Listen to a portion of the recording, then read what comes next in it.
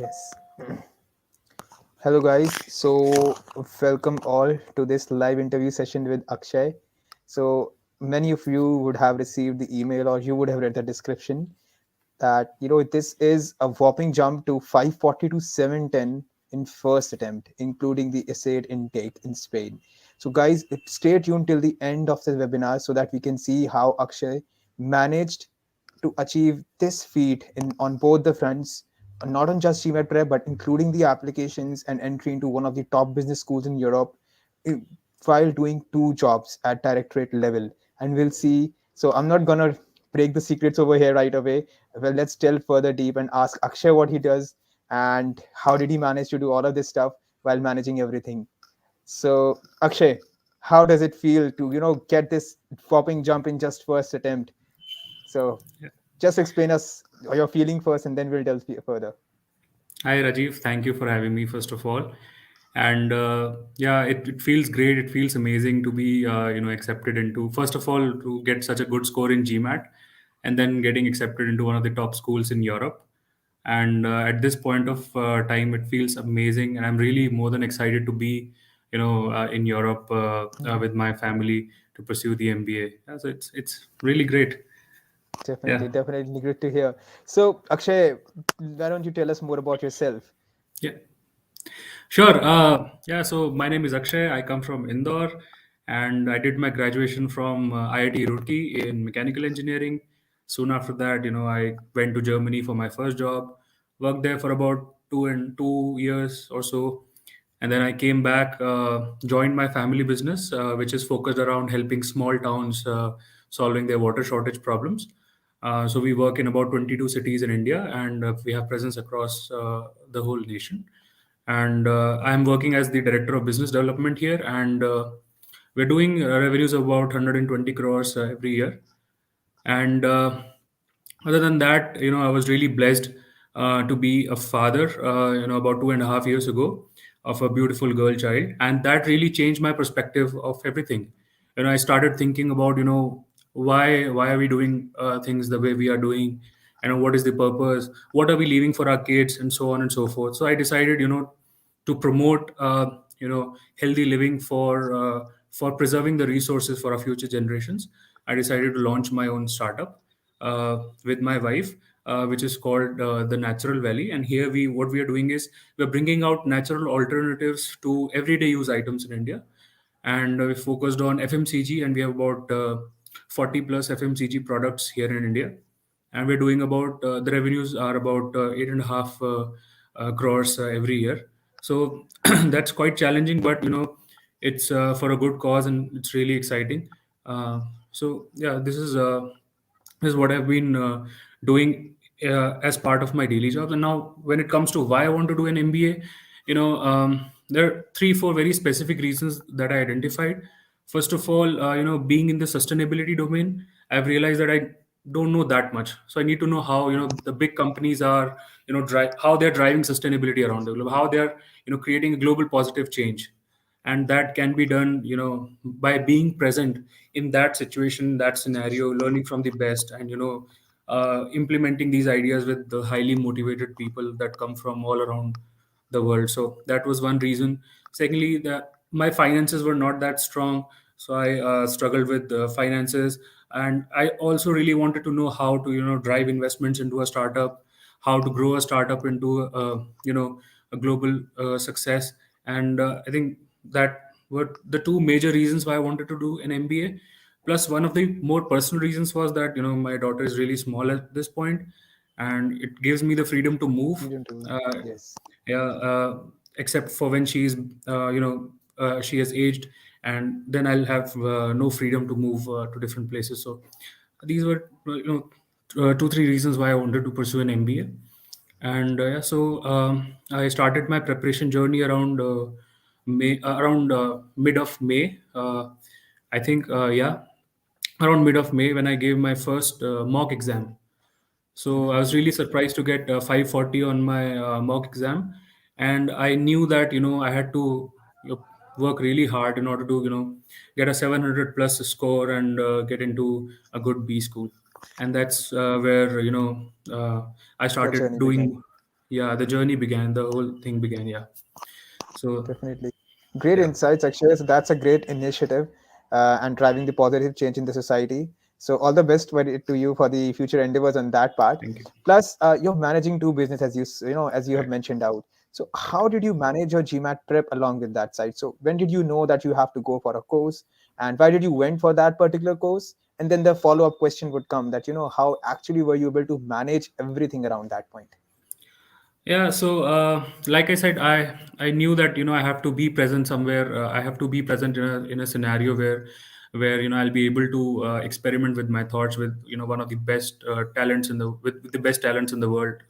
That would be uh, around the world, and not in India, because in terms of sustainability, India is really behind what most nations are. So that's when I knew that I have to do an MBA from a location that is outside of India, first of all. And then when it comes to, after I gave my mock exam, I knew that I had really small amount of time, and I wanted to do things by the end of the first round for most B schools. And then I started reading up on the reviews and different courses, because I am a person that believes that I can't do anything. I can't do like most of the people. I can't do things on my own. I need someone to coach me. I need someone to make me learn how to do things. And since this was especially a territory that I did not have any experience before, so that makes most of the sense. And then when I was doing my research, I came across GMATWhiz, and I was really impressed with what GMATWhiz is doing in terms of personalizing the course, and coming up with the adaptive study plans that really help the person in order to laser target the areas where there is a weakness. So I gave a free trial, and immediately I knew that this is going to minimize the amount of time that I require for my preparation, and by focusing on a strategy that really works. So that was my goal for completing the in the shortest amount of time, completing the prep for the shortest amount of time. That is why I decided to go with the GMATWhiz. And I'm really happy that it really worked out well for me in the end, because as I was doing my preparation, as I was doing my learnings, the program is designed in such a way that it gives you all your metrics. You know exactly where you're lagging, you know exactly what you need to improve, and and it also tells you in how much time will you be able to improve. So that's a really good system that GMATWhiz has come up with, that really helps in keeping those learning times really short. Yeah, the yeah, I can Great. go on and on about it for so many years, No, because no, I no. really Great, enjoyed great. it. So let's actually go through this one step by step. So you have decided to go course, you have decided to go with a study plan. But then what about your study schedule? So Hmm. you're like, you would be super busy in your life. So how Yeah, did you manage? How did you try to, find out some time for your prep and then yeah. go full throttle into it? I mean, it's a bit tricky but as parents say, "Subah jaldi utha karo, wake up early in the morning." So what I did was, for the whole time, I woke up at 4 in the morning. I started my study at about 4:15 or 4:20 every morning, and that gave me about 3 hours of fresh mind, and the things that I learned, I was able to retain them, and it also gave me time to plan my entire day after my study has been done. So that has been really effective and helpful, and that is what I would recommend to professional working professionals as well. If it is possible, try to wake up early in the morning, because that is 3 hours of uninterrupted time. You have no phone calls, you have no WhatsApp messages, you don't have anyone disturbing you, your family is asleep, and it's the best time to do a preparation for such sort. So, but I was able to get about 3 hours, 3.5 hours every morning like this, before my family woke up, and yeah, that has really helped me. Yes. And this has become a habit now, and now I do it every day. Can't get rid Great. of it. Yeah, Great, great, great. So that's a good habit to go with. yeah. So look, so now you have decided everything. You have decided how you'll be able to come up with the time. So what do you think were the major factors that would have driven that improvement 170 point improvement. That's significant amount of improvement. So what would have been some major factors which you would attribute for this improvement? Yeah. So let's break it down into two parts. First is the quant section, and then is the verbal section. So my quant was always a strong side. I had gotten about 40 to 43 in my quant, and I knew that I did not have to worry that much about. So I prepared my study plan. Like I prepared the number of days that I'm going to dedicate to quant in advance, and I did that just 10 15 days to revise and brush up all the topics. And that gave me, after I learned the concepts, the application was really easy in terms of quant. But when it comes to verbal, I had no clue, no idea as to how to proceed with it, and how to make sense out of the questions that were given to me. So there is very, when I looked at GMATWhiz and when I enrolled in the program, the structure in which the whole course is designed is a very, it's a very strategic structure that helps you to that clearly defines what is needed to be done, what concepts in what order should be learned. And this is something that has really helped me in understanding. So when it comes to, let's say, there are three major question types: sentence correction, critical reasoning, and the passage. So what to know about first? So we start with the sentence correction, because that is the most logical way to start. And the concepts were broken down into such small uh, easy to Segments. digest concepts, along with the 4 or 5 practice questions on each of these smaller topics, that it's really easy for you to understand. And okay, this is what the question is talking about. Really understand the meaning of the question, what is being asked.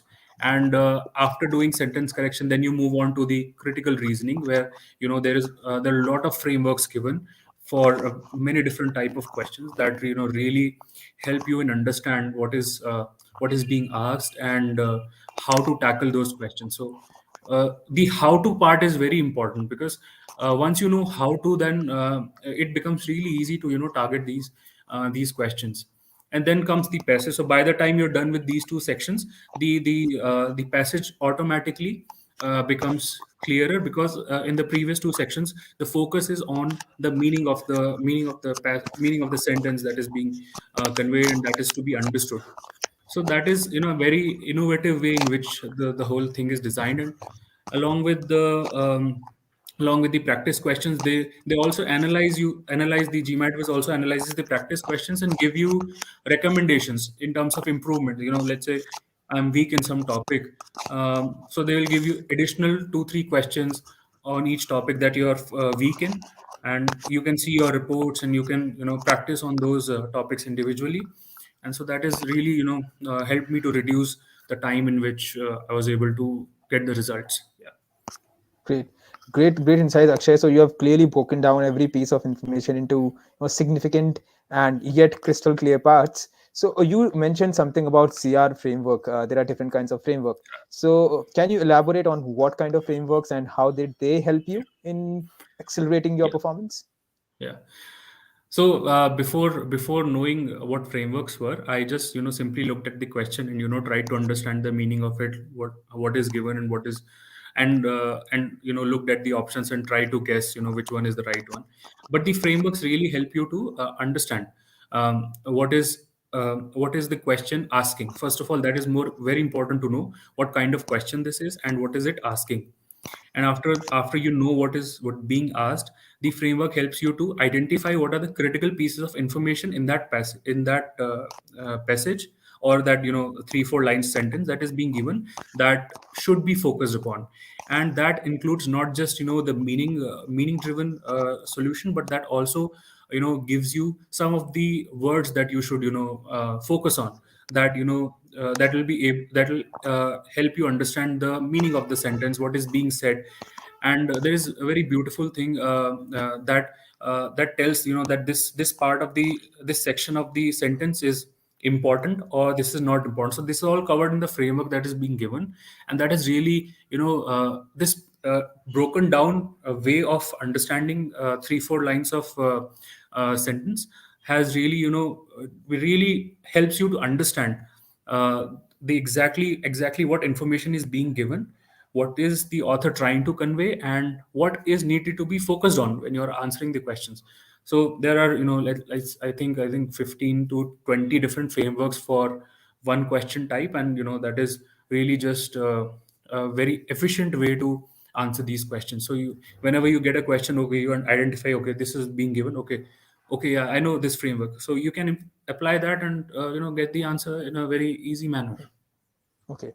Okay, great, great. So how does framework help you? It helps you in identifying the right gaps in the argument, right? Okay, Right, great, great. So in a lot of webinars, Akshay, we also have spoken about the meaning-based approach, and right, you must have gone through that in the course as well, right? right. So what do you think? How would you explain that meaning-based approach? What would that be? Meaning based approach is, I think, the foundation, the founding stone of everything that is being given to you, and that is to be understood out of the given sentence. So understanding the meaning is very important, and these frameworks, and also in the sentence correction section, the focus, the first thing that you learn is to identify the meaning of the sentence. What is actually the author trying to convey when he's giving this sentence? And that really helps you to know whether the correction that I am suggesting via one of the options is conveying the exact meaning or not. So when you know what the author is trying to convey and the meaning makes sense, then it is really easy to while doing sentence correction, to swap out different options. I'm not talking about the grammatical errors. I think that can be understood easily, but there are sometimes uh, very two similar options that are given, which are on the more intermediate to a harder level. And in order to distinguish between those two, I think meaning based approach is really important to clearly uh, see what the author is trying to say, and you know what is to be answered. So yeah. Okay. So we have one good question coming up, although we have a final Q&A section at the end of the webinar as well. So, but let's address this question because this is about GMAT prep and something that we are going to end and move on to the next section. So before we transition into the next section, let's quickly answer this question, Akshay. What was the estimated time of your preparation? Estimated total time of my preparation. So yeah, so first and foremost, one of the tips that I learned was to book your test date. So that means you have a limited amount of time to prepare. So first thing that I did was I booked my test date, and then I back reverse engineered the Calculated. amount of Hmm. time. Yeah, the amount of time that I have. So I had about 2 months of time when I started my prep, and 10 to 15 days, like I mentioned, I gave to quant to just brush up the topics and know the concepts, because I was good at it. And then for the verbal, I spent about let's say 35 to 40 days, in knowing the concepts and practicing the questions.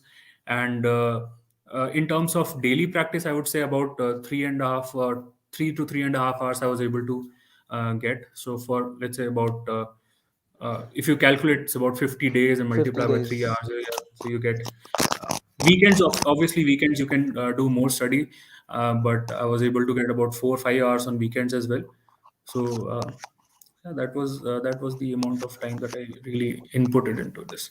And add to that, people uh, suggest that you should buy the official OG guides, and they will just doing solving those questions will really help you. I think that is not the case. If from my perspective, if I were to tackle the OG verbal questions for in particular, without having any knowledge or without having the understanding of the subject, I would have completely failed and I would not have been able to get the score. So it is very important to understand the concept from a course such as GMATWhiz, and then take up the OG, and then practice those questions more. Great, great, Akshay. So before we close off this first section, first part of our interview today of GMAT Prep, there's one thing that I would like to ask, and I think one of our viewers have also asked this question: that what advice do you have? So not for so young aspirants will be a very specific and a niche target zone. So let's modify this part so that it can be helpful for everybody to process their Right. journey.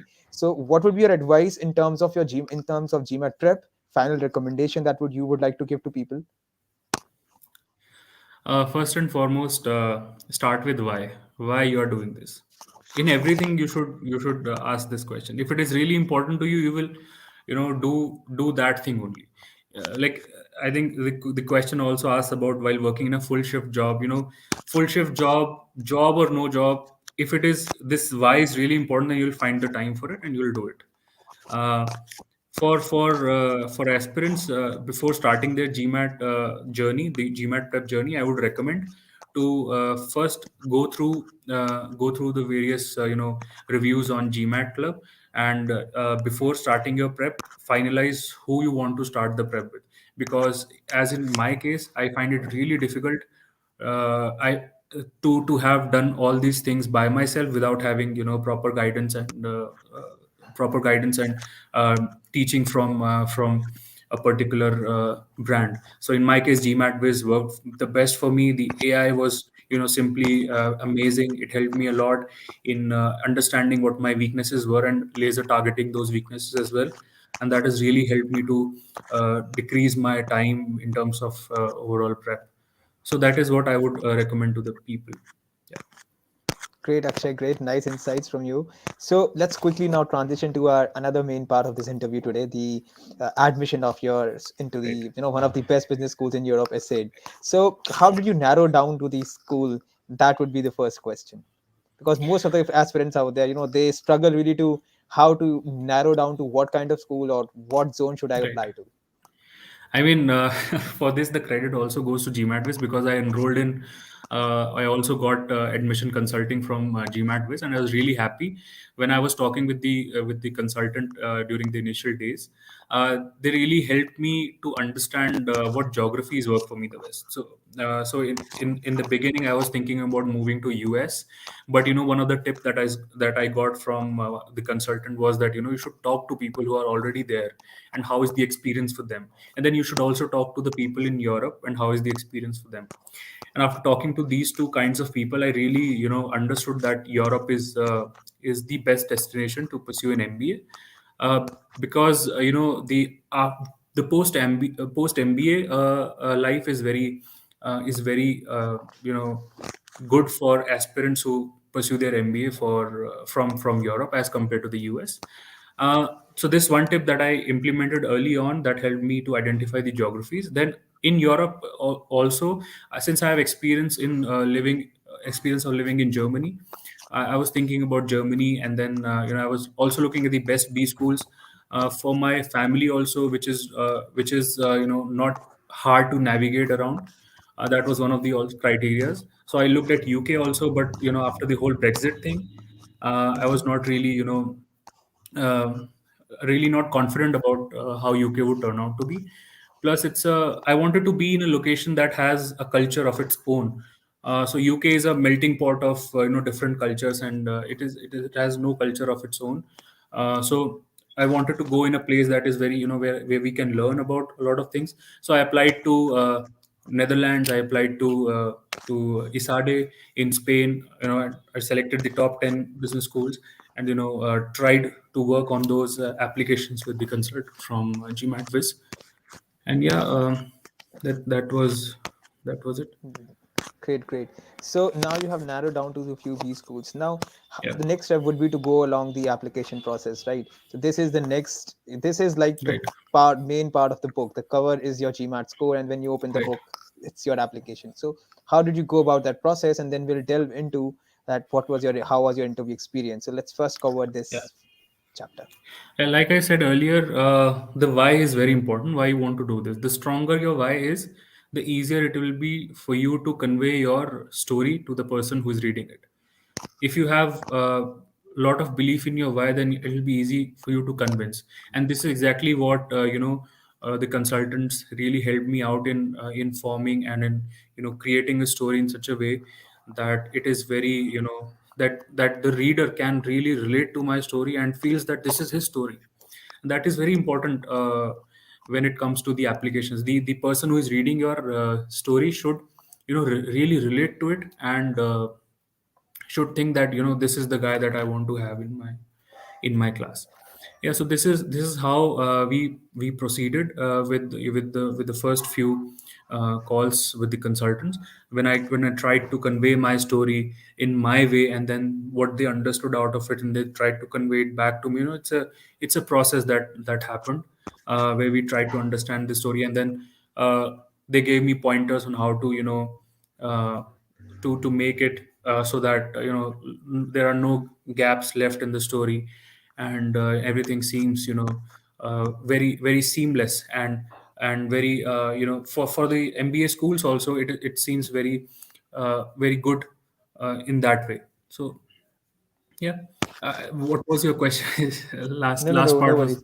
Yeah, Yeah, so we were talking about the application process and how many yeah, phases your application was divided on. So you yeah, pointed out very correctly that there were three, four different phases. First, you went through the story building section, wherein you were given a kind of questionnaire, and when you answered various questions, your story was there documented there in one document, so that the consultants were able to know what are your strengths, what are your weaknesses, and on some in hidden point, because in life what happens is that we consider some things as our achievements, and we miss out on certain important aspects, and we do not though they are our achievements, but we do not count them as one, right? But when right, writing down every story of us, then right. that element never goes. The character, the That nature, is it's absolutely right. always there, right?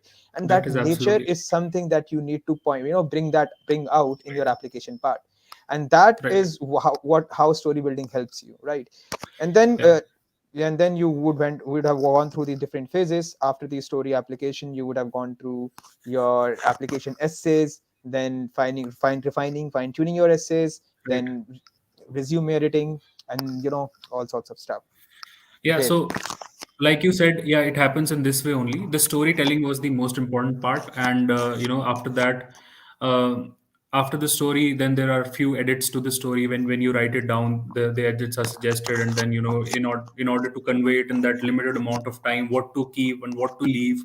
And sometimes, as you mentioned, that happened with me a lot as well, because the things that I thought were my biggest achievements turned out to be uh, not that great in comparison to the other stuff that I thought was really not that great, and that really I was able to put that in my story, and create this wholesome experience for the reader who is reading it.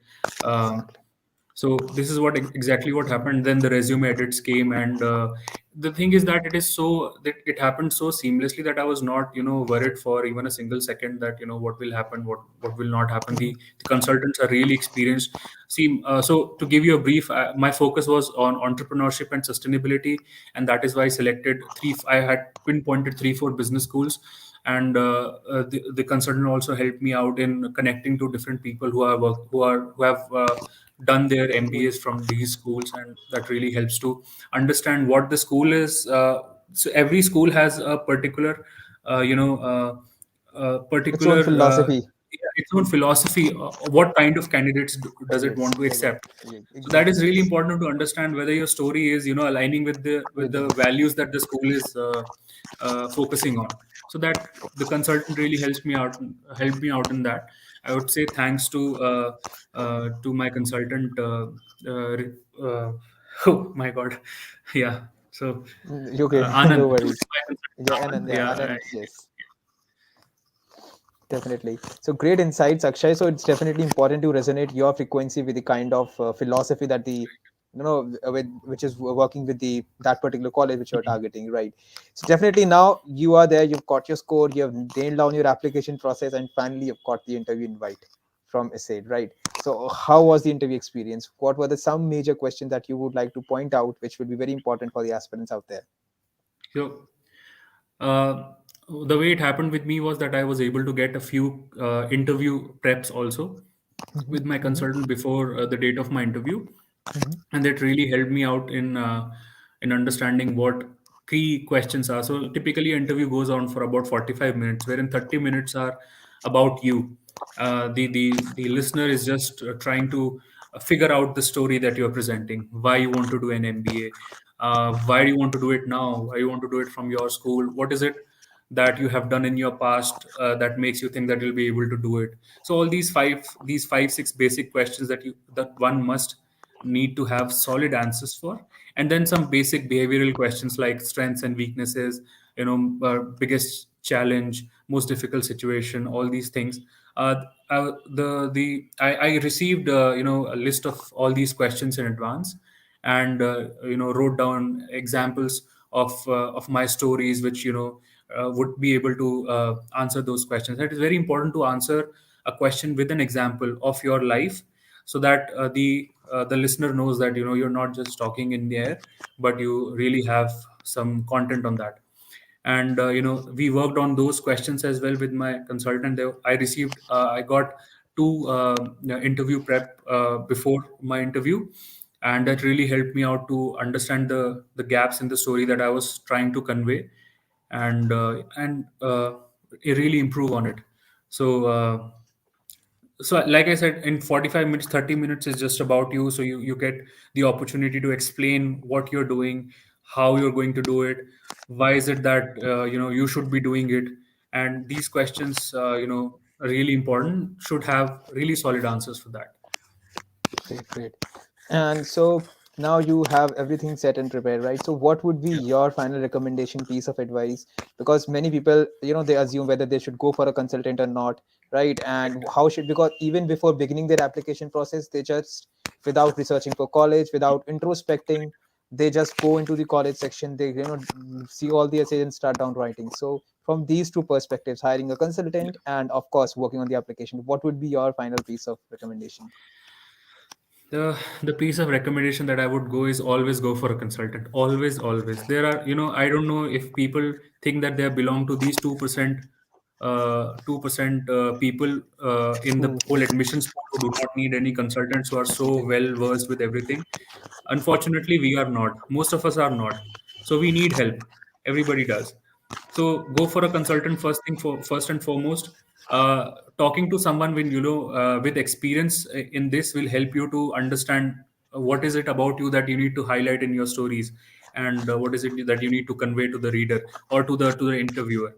So that is one piece of advice that I would give. And the focus should be on, again, the why are you doing this, why you should do this, why is it important to you, that makes it important for them, and in turn, why you will bring glory to whatever thing that you will do in the future. So these two things that one should really keep in mind while going uh, for uh, for interview prep and the application stages.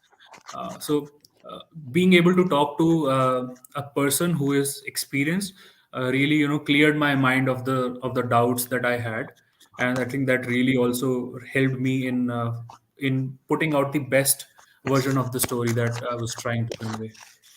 Definitely, definitely. Great, great advice, Akshay. So, finally, guys, we have covered almost everything from Akshay's journey on end-to-end basis, how he went for GMATWhiz, GMAT Prep, and how he went to GMATWhiz admission consultancy and scored a one, got a 170-point jump and into an admit from ESADE. So, finally, we are there into our final Q&A session. So, guys, we would love to have questions from you because I think it is very rare. It is extremely rarely the case that we get, people like Akshay and who have got into such a significant improvement and admit from one of the top P schools in just first attempt. So guys, any questions in your mind, you can just quickly write down into the comment section box and we will address it right away. So we do have one question, Akshay, from Rajat, and I think it's whether he wants to know whether you took online or private tutoring. So in these times, private tutoring is really a very big challenge. I don't know if you can take it or not, but online study is the best. You get to study at the comfort of your own self, your home. So go for online study. It was not possible for me to go for private tutoring, so I did online study. Yeah. Great, great. So guys, yes, okay, I think that would be it from our audiences. So people, yes, thank you for attending the live session with Akshay. And so what I'm gonna do, I'm gonna put up a link over here in the comment section box, and if you guys want to connect with one of the GMAT consultants for a free GMAT consultation or regarding your application consultation, you can just click on this link which I have posted down there into the comment section box. uh, over here in the comment section box. And yes, you can schedule, you will be directed to a Calendly link, and you can schedule a link with one of the GMATWhiz consultants. And this call will be freely available to you, whether it is regarding your GMAT consultation or admission consultation. We will be addressing your issues over there so as to personalize your learning experience. Okay, so we have, I think, quant and verbal, it's over 250 hours. Okay, so I think we have one more question to address, Akshay, before we go. So okay, how did you manage to learn it in 150? Okay, I added some course for all the lessons in quant and verbal, and it's over. Okay. So Kumair is trying to ask, the Yeah. overall time for the course is about this, and how did you manage to get up in this hours? Yeah. So it is very important that you understand a concept, and the amount of practice questions that you do is completely dependent on you. So I really focused on the concept, and there are I was able to combine three four concepts that I took the understanding from this concept and was able to apply in this one, and similarly practiced the questions accordingly according to my own comfort and comfort about the topic. So that way I did not practice a lot of questions, and I did not finish the OG. I did not solve all the questions in OG, but I just understood the concept, practiced the questions given there, and worked on some questions that were also part of that concept given in the OG. So this is how I was able to cut it down. I did not solve any all the questions. All the questions, So right? yeah, Great. So, and there's one more thing, Peter. If I'm sorry if I'm not pronouncing your name correct. Yes. So, if 50 days, three, it's not that, Akshay did only 3 hours per day. So, if he's multiplying 50 by three, that would be yeah, 150, right? So, if he's confusing that thing by that thing, look, most of the weekends, Akshay was putting in weekends. more hours, Yeah, right? So, that would also account for some of the time. yeah. Uh, right. And I think Kusaid has posted one more question twice. I think, why did you select sustainability? So I think Akshay would be the best person. Yes. I mean, why not? We are all And I this. think I remember This is one point where, one thing pointed out by you, that when your daughter was born, it gave you a new perspective. I think that it was one gave of me the news. major influence, right? So I think that's one beautiful Right, reason that you pointed out right there. right. So what are we leaving for our children? That is one of the things that we should all worry about. It is not the amount of money that will help them, but the amount of resources that we leave for them that will help to make their future better. So always think about the future generations when you are taking any decision in life. And that is the perspective that I chose, and that is the perspective that I want to see myself grow into. Great. Great, Akshay. So I think audiences, and yes, that would be it. So so I'm not. I'll just quickly brief the summary up. Summarize all the discussion that we have had up till now.